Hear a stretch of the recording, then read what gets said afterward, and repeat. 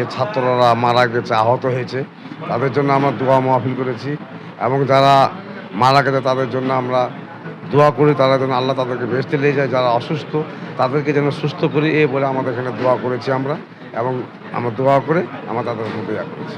আজকে আসলে আমাদের বাংলাদেশ জাতীয়তাবাদী দলের পক্ষ থেকে মাইলস্টোন স্কুলের যে মর্মান্তিক যে দুর্ঘটনা, বাংলাদেশের ইতিহাসে একটা স্মরণীয় দুঃখজনক ঘটনা, যা বাংলাদেশকে কাঁদিয়েছে এবং প্রতিটি ঘরের সন্তানদেরকে, পিতামাতাদেরকে কাঁদিয়েছে, যা আমরা মর্মাহত, এবং রাষ্ট্রবাসীও আমরা মর্মাহত। এই জন্যে আমাদের গর্ব যে তৌকির সাগর সেও কিন্তু এই দুর্ঘটনায় নিহত হয়েছে।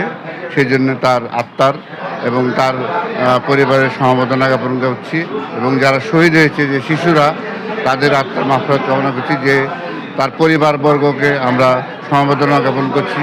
যে শিক্ষিকা যে মায়ের ভূমিকা পালন করেছেন, তার সন্তানকে রেখে 20-22টা সন্তানদেরকে উদ্ধার করেছে, তার কাছে আমরা কৃতজ্ঞ চিরঋণী আছি।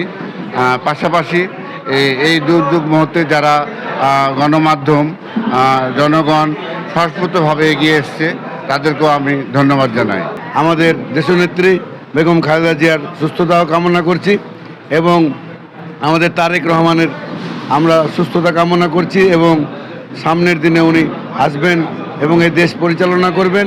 ইতিমধ্যেই আমাদের দেশে বিভিন্ন রকম ষড়যন্ত্র শুরু হয়েছে।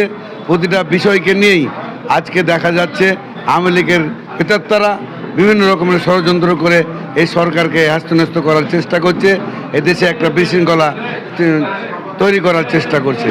এখান থেকে আমাদের সকল দলের নেতৃকর্মীদেরকে আমরা সতর্ক থাকার আহ্বান জানাচ্ছি। পাশাপাশি আমাদের ঐক্যবদ্ধভাবে আমাদের বিএনপি সংগঠনকে শক্তিশালী করার বিষয়ে আমরা সকলে একসাথে কাজ করব এই আশা ব্যক্ত করছি।